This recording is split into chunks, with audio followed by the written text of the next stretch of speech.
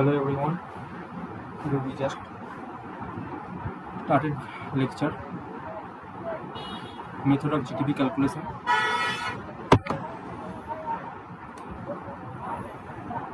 Look, three methods of used to calculate GDP. Number one, value added method or product method or net output method. Okay. And secondly, income method calculated GDP.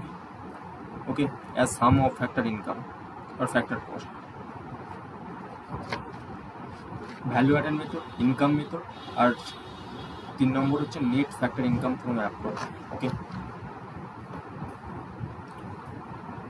Okay first point start करते हैं, value added method और product method और net output method. देखिए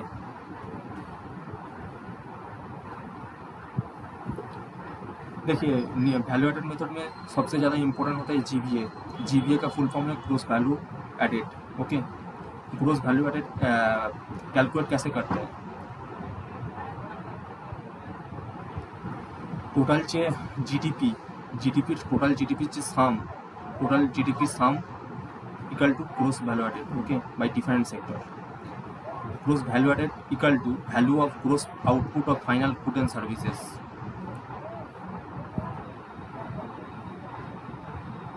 minus value of gross output of intermediate good and services. देखिए just example, कोई भी steel manufacturing sector में देखिए, कोई कोई भी कार मैन्युफैक्चरिंग सेक्टर में देखिए, एक कार प्रोड्यूस करने के लिए जिस क्वांटिटी का स्टील लगता है, ओके, यहाँ पे कार मैन्युफैक्चर करने के लिए स्टील इंटरमीडिएट गुड्स है। ओके, स्टील यूज होता है। बट अब हम जब जीडीपी कैलकुलेट करते हैं, जीडीपी के बाद gross value added GVA calculate करते हैं, उस टाइम क्या करते हैं? उस टाइम जीवीए के time only for final goods and service, final जो कार प्रोड्यूस हुआ उसका जो क्वांटिटी जीडीपी है वही कैलकुलेट होगा। उसके लिए जो स्टील हम यूज़ करते हैं इंटरमीडिएट गुड्स वो कैलकुलेट नहीं होगा। इसलिए GVA gross value added equal to value of gross output of final goods and service. Final good and service जो हुआ उसका जो gross output minus value of intermediate goods and services. Okay, cart के लिए जो जीडीपी कैलकुलेट हुआ उससे minus जो स्टील यूज हुआ, जो इंटरमीडिएट गुड यूज हुआ। ओके,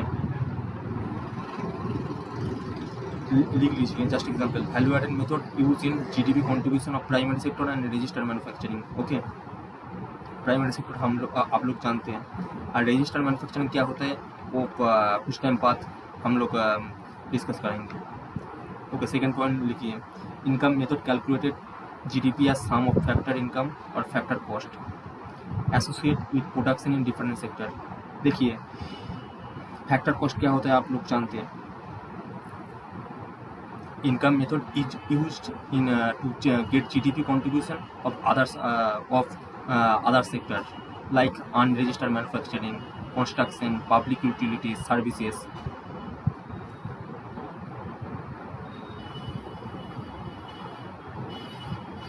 इनकम मेथड का थ्री वे में चलता है। Okay, divided the GDP in 3 parts.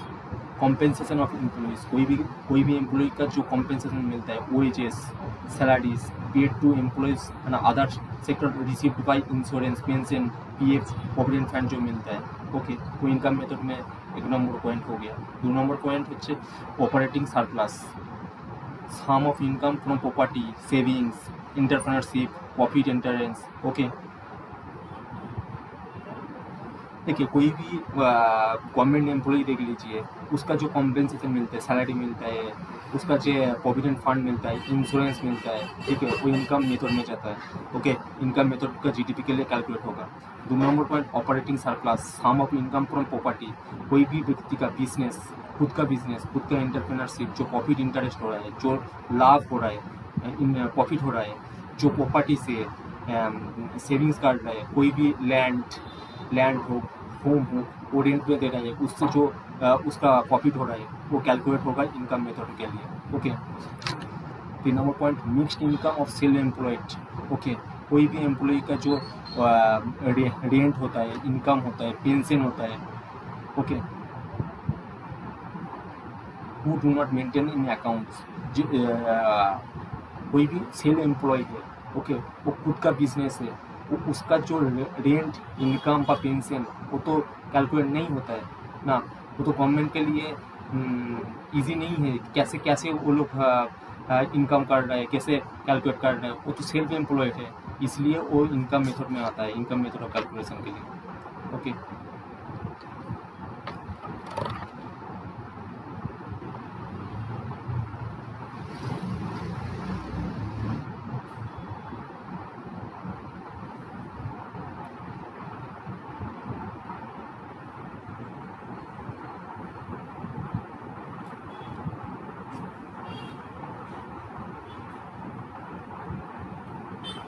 Next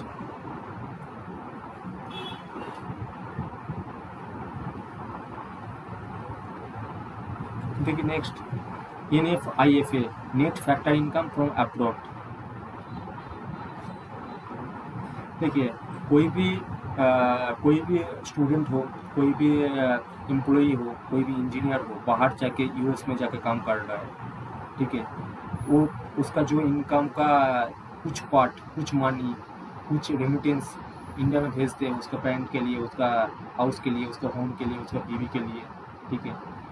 और देखते कुछ लोग साउथ कोरिया से, US से, UK से हमारा कंट्री में, इंडिया में काम करता है, उसका जो रेमिटेंस भेजता है उसका कंट्री के लिए, okay. Net factor income from abroad, factor income receive by Indian residents brought back to India, okay.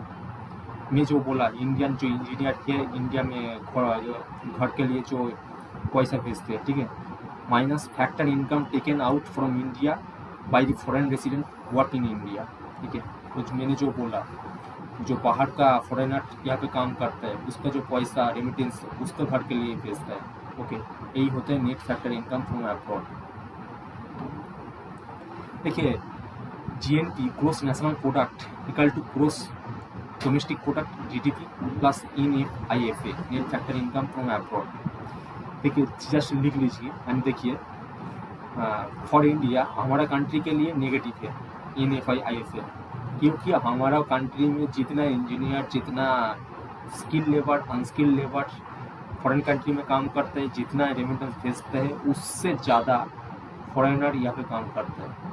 आप लोग जानते हैं एप्पल इंडिया में शिफ्ट हुआ, सैमसंग इंडिया में काम कर रहा है, उसके लिए बाहर का साउथ कोरियन, US, UK का जो स्किल वर्कर यहाँ पे काम कर रहा है उसका इनकम बाहर ज़्यादा जा रहा है, इसलिए हमारा कंट्री के लिए ये नेगेटिव है, ठीक है। Mainly due to significant profit outflows done by non resident companies producing goods and servicing in India.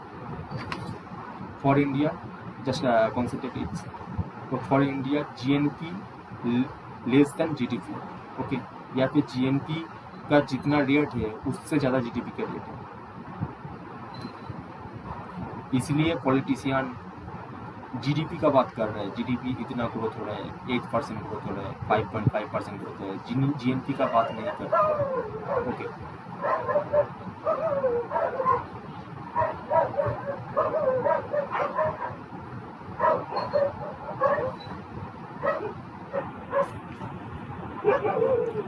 देखिए, नेट रेमिटेंस, नेट COE क्या है, कॉम्पेंसेशन ऑफ एम्प्लॉइज, मैंने जो बोला, net COE from abroad send by resident include in our national income plus net transfer from abroad send by non resident not included in our national income. देखिए, resident non resident आप लोग को पिछले class में बोला मैंने, ठीक है। जो इंडियन स्टूडेंट या इंडियन एम्प्लॉय 6 मास के लिए, 1 साल के लिए वहाँ पे काम करने के लिए गया, या इंटर्नशिप के लिए गया, या पढ़ाई के लिए गया, वो उसका रेसिडेंट इंडिया ही होगा, ओके। बट जब कोई भी इंजीनियर, कोई भी स्टूडेंट, कोई भी एम्प्लॉय वहाँ पे जाके 1 साल से ज़्यादा वहाँ पे लिविंग स्टार्ट कर दिया, वहाँ पे वीज़ा ले लिया, उसका सिटीजनशिप ले लिया उस कंट्री का, तब वो लोग हमारे कंट्री के लिए नॉन रेसिडेंट हो जाएगा, ओके। नेक्स्ट देखिए, मैन्युफैक्चरिंग 2 टाइप्स आप लोग को बोला, रजिस्टर्ड मैन्युफैक्चरिंग और अनरजिस्टर्ड मैन्युफैक्चरिंग। देखिए, रजिस्टर्ड मैन्युफैक्चरिंग के लिए आप तो जानते हैं वहाँ पर स्किल लेबर होगा, वो रजिस्टर होगा गवर्नमेंट के लिए, देखिए देखिए इसको just concentrate it. Include manufacturing units register under the factories act 1948। 1948 का जो फैक्ट्रीज इंडियन गवर्नमेंट का एक्ट है विथ 10 और more hired workers also known as organize manufacturing unit. Okay, unorganize manufacturing unit देखिए non registered under factories act 1948 with less than 10 hired workers, okay, also known as unorganized manufacturing unit। देखिए manufacturing के लिए registered जो manufacturing है वो registered company होगा, वो public sector होगा और प्राइवेट सेक्टर होगा, उसका कितना एम्प्लॉई है, कितना एम्प्लॉय का सैलरी है, सब कुछ गवर्नमेंट के लिए रजिस्टर्ड होगा, रिकॉर्डेड होगा। अगर अनरजिस्टर्ड जो कंपनी है उसका लिए कितना स्किल लेबर है, कितना अनस्किल लेबर है, कितना इनकम आ रहा है, कितना प्रॉफिट हो रहा है, वो गवर्नमेंट के लिए रिकॉर्डेड नहीं होता है। ओके, वो अनरजिस्टर्ड मैन्युफैक्चरिंग यूनिट है।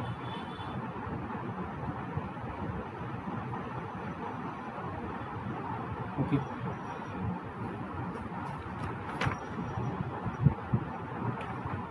थैंक यू, मिलते हैं नेक्स्ट क्लास में।